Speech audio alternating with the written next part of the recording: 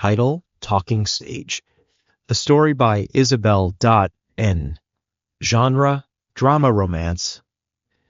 In a quiet corner of his world, Richard sat by the window of his apartment, fingers scrolling endlessly through social media feeds.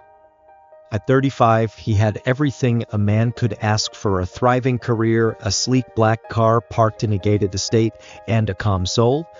What he didn't have, what he longed for most, was connection. A woman who would understand his silences, who wouldn't be drawn only to what he had, but to who he was. He had met many women. Dazzling smiles, curated laughs, the usual scripted first dates. But none had stirred his soul. None had felt like home. Until that evening. Her profile appeared almost like fate. Rose. That was the name. Her pictures spoke of bold beauty, rich melanin skin, well-laid edges, and a gaze that knew its worth. Richard stared for a while. Something about her face made him pause. He tapped message. Rose, meanwhile, was sipping cocktails at a rooftop lounge with her best friend Rachel, giggling over some Instagram gossip when she got Richard's message.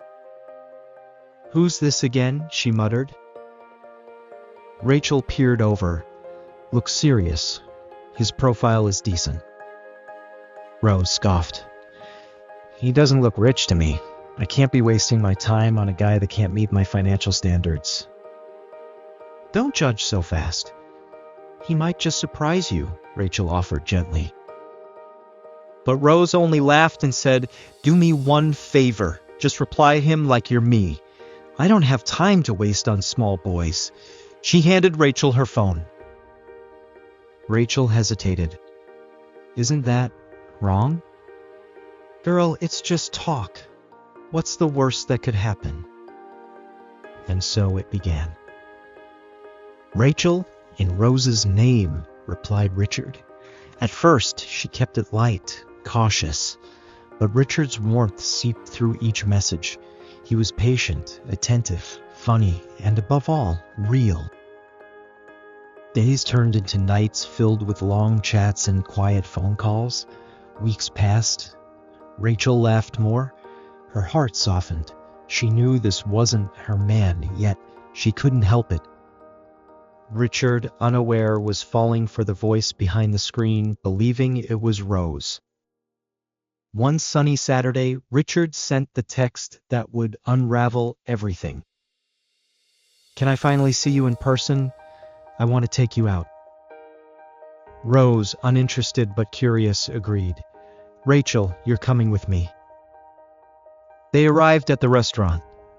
Richard stood up as he saw them, tall, refined, dressed in a simple yet elegant navy suit.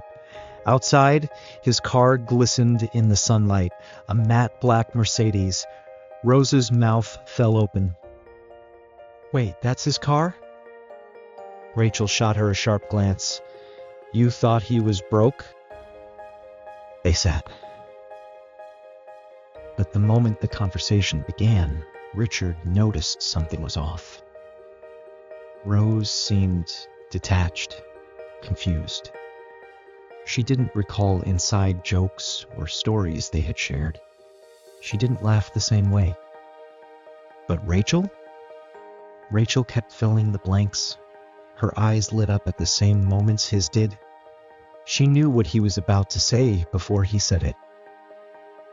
Richard's smile slowly faded. "Why does it feel like I've been talking to you all along?" he asked Rachel. Silence. The music faded into background noise. Rose tried to explain. "It was a harmless game. I just wasn't sure about you at first." Richard stood, his heart heavy. "You lied to me, both of you, and all I wanted was something real." He placed money on the table. "Enjoy the meal," and walked out. That night, Richard blocked Rose. But Rachel couldn't sleep. Her conscience wouldn't let her. She called him. "I'm sorry," she whispered. "I never should have taken part in that." Richard was quiet for a while. Then you were honest when it mattered. That means something. A pause. Rachel, would you give us a real chance? She smiled, tears in her eyes. Yes. 1 month later, in a small ceremony with only close friends and a quiet garden full of lilies, Richard and Rachel were married, peacefully, joyfully. Back in her apartment, Rose watched their photos on her feed, alone.